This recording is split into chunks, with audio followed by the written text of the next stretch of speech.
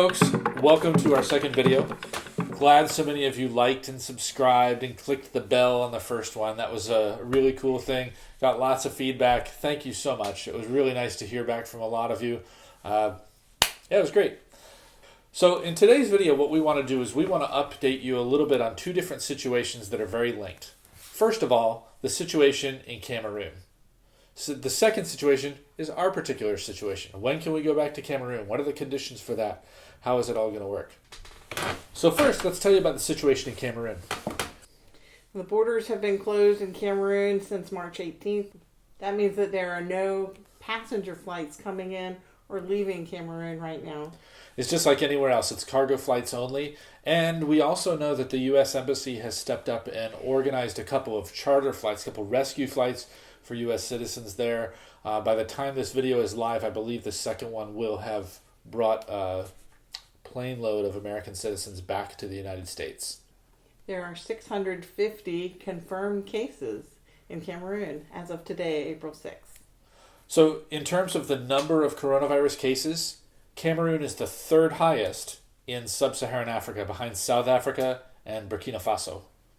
Schools have been closed since March 18th, and that includes the school where our children have attended, will attend, Rainforest International School. They closed on March 18th, just like everybody else, according to the government's edict. Yep, that's all schools, whether it's elementary, middle school, high schools, colleges, technical schools, you name it, they're all closed, just like in the States.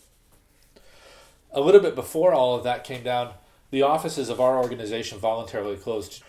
We wanted to make sure as an organization that we were not connecting with the spread of the virus or doing anything haphazard or dangerous in terms of spreading it. So we took extra caution, which I admire the decision of our leaders to do that. It was probably a difficult decision to make that early, but it's turning out to be a wise choice. That means all the missionaries and all the people that work for us, whether they're office staff or anything else, are self-isolating. Social distancing is not natural to the culture of Cameroon. There's evidence of that in the way Cameroonians comport themselves, and actually the favorite national expression, "Nous sommes ensemble," we are together, just hints at the idea of a more communal aspect to life, a more of a togetherness. And even personal space is very different in the culture there. There is very little personal space. When you're waiting to buy your groceries, it's actually a full contact event. When you're waiting to get on the bus, that's definitely a full contact event. When you're claiming your luggage in the airport, get ready for a little bit of, as we say in French, pour basculer quelqu'un. So some things that have happened that have been in the news that might confound containing the virus. We know that there was a particular flight on which there were suspected people to have brought coronavirus into the country.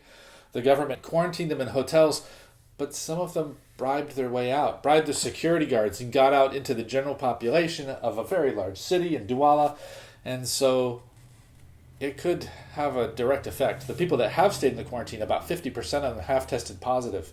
So there's several people from that flight that escaped their hotel and have been running around in the population. And that could be a bad thing. In Yaoundé, in the neighborhood where we live, there are 2 hotels that are housing some of those passengers from the flights that are quarantined. Yeah, so it's very close. It's right in our neighborhood, right near our offices, right near our home. So that is a little bit distressing to know that it's sort of an epicenter right there close to where we live. Yep. On the plus side, read something in the news, and I'll guide you through some of these news headlines and show you how you can look and check on the internet. Check out the news from Cameroon. If you're really interested, you can check it out yourself.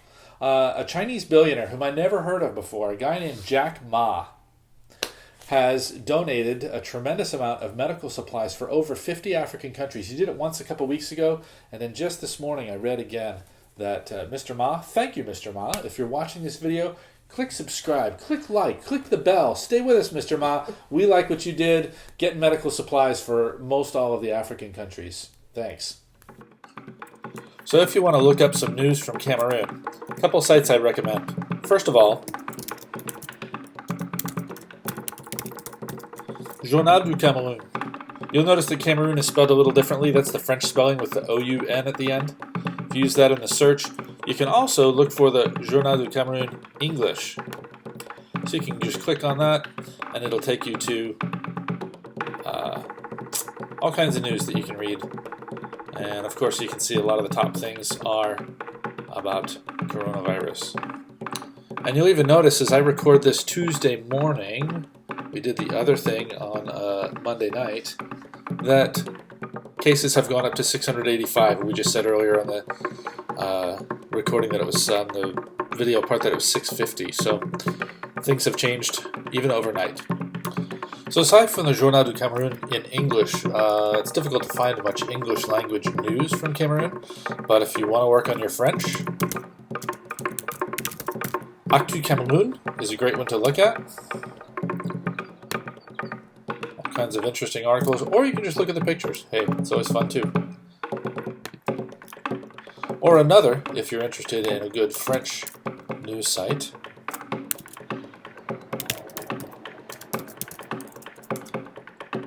Cameroon Info. And then you can see all kinds of breaking news and interesting things there. So now it's time to get you up to date on our situation, and then we're going to see how those two work together. So our original plan and our plan is to return to Cameroon at the end of July, and that's just in time for the kids to start school at the beginning of August. So the other piece to the situation is that we're at about 84% of the regularly committed funds that we need to live in Cameroon and to resume our ministry there. It's a little bit difficult in tough financial times to put out the ask. And we were going to be spending April and May doing that, visiting small groups, getting in churches, doing our presentations, our regular things that we do to fundraise. But of course that all changed. Another part of our situation is that our organization has limited international travel. There's no international travel happening across our organization until the end of July. They've said the end of July, but I think they said that so that they could shorten it if things get better.